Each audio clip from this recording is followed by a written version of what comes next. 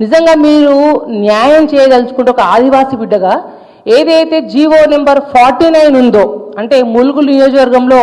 ఆదివాసీ బిడ్డలకి ఇబ్బంది అవుతుంది, తరిమి కొడతా ఉన్నారు, మాకు ఆపద ఉంది జీవో 49 ద్వారా అని ఎవరైతే అందరూ రోడ్ ఎక్కి ఇబ్బంది పడతా ఉన్నారో ఆ ఆదివాసీ హక్కులని కాల రాస్తుంది కాంగ్రెస్ ప్రభుత్వం అని చెప్పేసి అందరూ వాబోతున్నారు, ఇబ్బంది పడుతున్నారని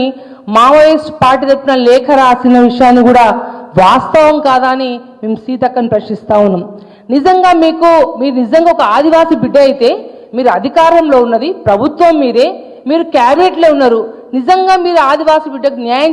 చేయగలిగేదైతే జీవో 49 ఎందుకు రద్దు చేయట్లేదో మీరు ఆదివాసీ బిడ్డలందరికీ కూడా మీరు సమాధానం చెప్పాలని చెప్పేసి మేము ప్రశ్నిస్తా ఉన్నాం. అంతేకాదు మీరు ముందు గమనించాలి,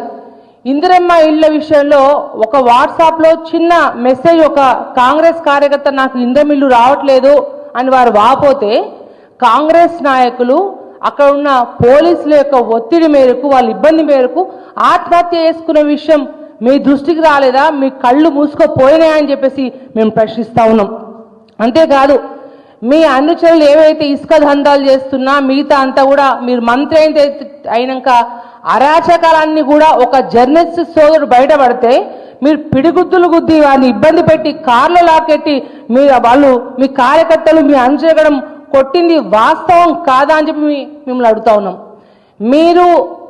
మాటికి ఆదివాసీ బిడ్డ అని చెప్పుకుంటూ ఆదివాసీ కార్డు వాడుకుంటూ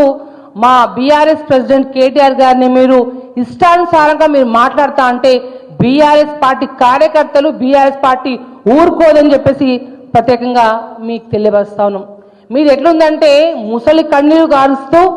ఇవాళ స్వాతి ముత్యం యాక్టింగ్ చేసుకుంటూ ఫేస్ పెట్టుకుంటూ గతంలో ఉన్న ధనసరి సీతక్క వేరు, అధికారం వచ్చినాక మంత్రి అయినాక సీతక్క యొక్క వేరైందనేది మీరు గమనించాలని తెలియవస్తా ఉన్నాం.